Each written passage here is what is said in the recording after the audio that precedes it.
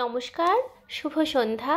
আজকে নিয়ে হাজির হয়েছি খুবই কম তেল মশলায় কাঁচা লঙ্কা, টমেটো আর পেঁয়াজ দিয়ে আমুদি মাছের দারুণ স্বাদের একটি ঝোল রেসিপি। তো চলুন বন্ধুরা, কিভাবে রান্নাটি করছি দেখতে থাকুন। তো এখানে আমি আমুদি মাছ নিয়ে নিয়েছি আর মাছগুলো ভালো করে কেটে ধুয়ে পরিষ্কার করে নিয়েছি। এবারে চলুন মাছগুলো মেখে নেওয়া যাক নুন হলুদ দিয়ে।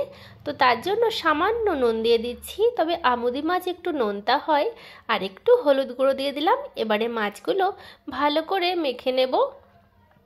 আর আমুদি মাছ এইরকমভাবে কম তেল মশলায় করলে খেতে বেশি ভালো লাগে।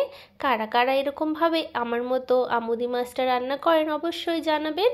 তো মাছগুলো মাখা হয়ে গেছে। এবারে কড়াইতে সর্ষের তেল দিচ্ছি। রান্নাটা সর্ষের তেলেই করব। তেলটাকে ভালো করে গরম করে নিচ্ছি। এবারে কড়াইয়ের গায়ে তেলটা একটু ছড়িয়ে দিচ্ছি যাতে মাছগুলো কড়াইয়ের গায়ে লেগে না যায়। এবারে নুন হলুদ দিয়ে মেখে রাখা আমুদি মাছগুলো দিয়ে দিচ্ছি তেলের মধ্যে।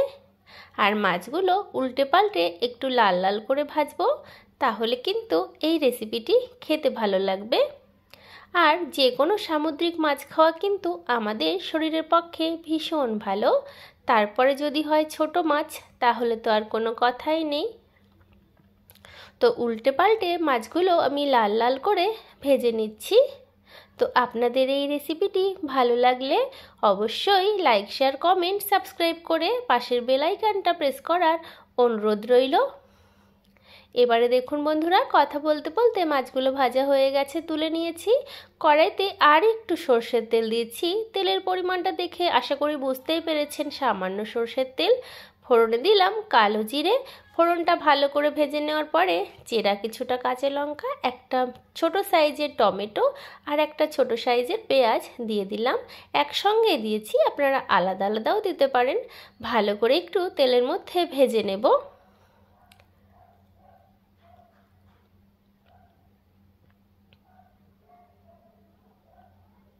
একটু নুন দিয়ে দিচ্ছি সামান্য, টমেটো পেঁয়াজ তাড়াতাড়ি নরম হওয়ার জন্য একটু হলুদ গুঁড়োও দিয়ে দিলাম।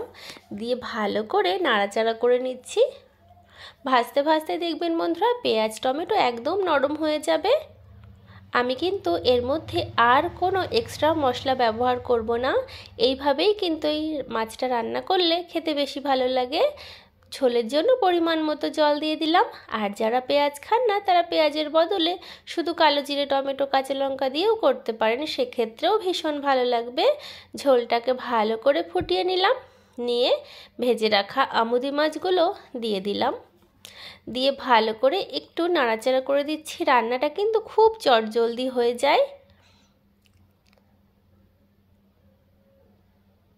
তো ভালো করে নাড়াচাড়া করে দিয়েছি। এবারে কিছুক্ষণ ফুটিয়ে নিলেই কিন্তু রেডি হয়ে যাবে। তো বন্ধুরা, আমার মনে হলো এই ঝোলে একটু নুন লাগবে, তো সেই বুঝে দিলাম। কারণ অনেক ক্ষেত্রে আমুদি মাছ ভীষণ নোনতা হয়, তবে আজকে আমার এই মাছটা একদমই নোনতা না, তো সেই জন্য নুনটা লেগেছে।